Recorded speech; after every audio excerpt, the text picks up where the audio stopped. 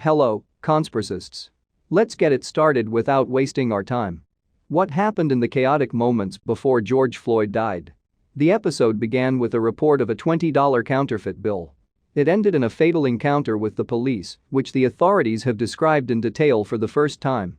By Matt Furber, Audra D.S. Burch and Francis Robles. May 29, 2020. Minneapolis. One was a veteran of the Minneapolis Police Department who moonlighted as a security guard. The other provided security at a Salvation Army store and spent some of his evenings at local clubs, working as a bouncer. In the year before their fatal encounter, George Floyd, 46, and the officer now charged with his death, Derek Chauvin, 44, worked at the same Minneapolis Latin nightclub, both part of the team responsible for keeping rowdy customers under control. Their paths crossed for the last time in the waning light of a Memorial Day evening, outside a corner store known as the best place in town to find menthol cigarettes. Within an hour, Mr. Floyd was dead, his last pleas and gasps captured in a horrifically graphic video. In a move that has since prompted protests in cities across the country, Mr. Chauvin knelt down on Mr. Floyd behind a police vehicle outside the store. For 8 minutes and 46 seconds, according to a criminal complaint filed on Friday by the Hennepin County District Attorney, the police officer pressed his knee into Mr. Floyd's neck in silence, staring toward the ground as his captive gasped repeatedly that he could not breathe. Bystanders waved their cell phones, cursed and pleaded for help, and still, for 2 minutes and 53 seconds after Mr. Floyd had stopped protesting and became unresponsive, the officer continued to kneel. The case has become part of a now familiar history of police violence in recent years, in which African American men have died in encounters that were shockingly mundane in their origins. Eric Garner, who died after a 2014 arrest in New York for selling cigarettes without tax stamps, Michael Brown, who died in an encounter with the police the same year in Ferguson, Mo. After walking in the street instead of using the sidewalk. Mr. Floyd's case began with a report of a counterfeit $20 bill that a storekeeper said he tried to pass to buy cigarettes. He died for nothing, something about a fake bill that was nothing, said Jason Polk, 53, a city bus driver and one of a number of South Minneapolis residents who have expressed outrage over the case. Governor Tim Walz called the fatal arrest and the nights of violent protests that have come after it one of our darkest chapters. Thank God a young person had a camera to video it, the governor said. With Mr. Chauvin in custody and formally charged with third-degree murder and second-degree manslaughter, prosecutors must now try to understand what happened in the chaotic moments before Mr. Floyd was taken to the Hennepin County Medical Center and pronounced dead at 9:25 p.m. Accounts from witnesses, cell phone and surveillance video, and charging documents released on Friday tell much of the story of how the forgery-in-progress arrest unfolded. Mr. Floyd had been a star football and basketball player in high school, moving to Minneapolis about 5 years ago. When he returned to Houston for his mother's funeral 2 years ago, he told a cousin that Minneapolis had come to feel like home. He was such a happy guy, he loved to be around people, loved to dance, and he loved Minneapolis, said Giovanni Thunstrom, who owned the Conga Latin Bistro, where Mr. Floyd worked security on salsa nights. He walked in every day with a smile on his face. It was another club, El Nuevo Rodeo, where both Mr. Floyd and Mr. Chauvin worked. Maya Santamaria, who sold the club in January, said she doubted that the two men interacted.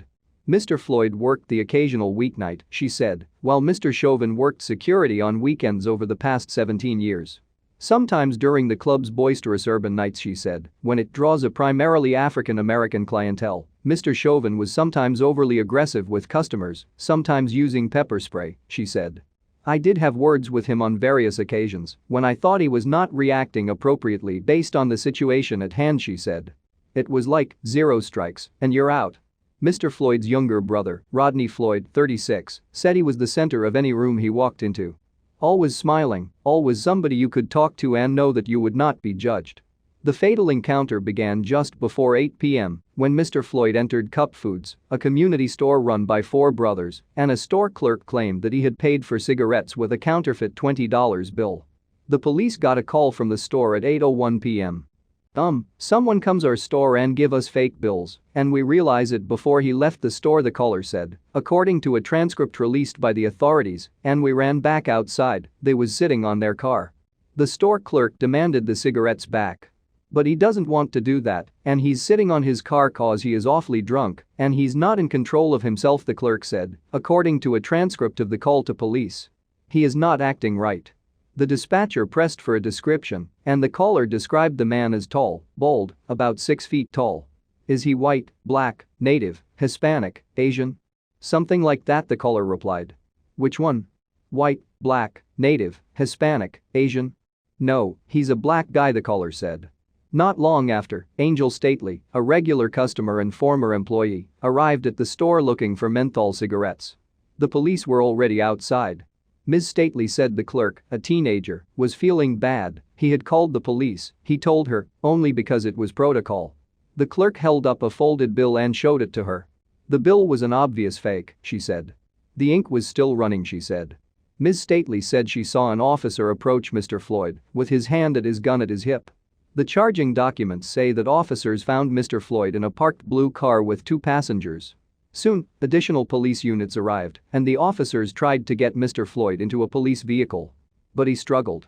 Mr. Floyd did not voluntarily get in the car and struggled with the officers, intentionally falling down, saying he was not going in the car, and refusing to stand still, according to the charging document. Even before he was placed on the ground under Mr. Chauvin's knee, according to the prosecutor's account, while standing outside the car, Mr. Floyd began saying repeatedly that he could not breathe. Mr. Chauvin tried to place him in the police car with Officer J.A. Cooing's help.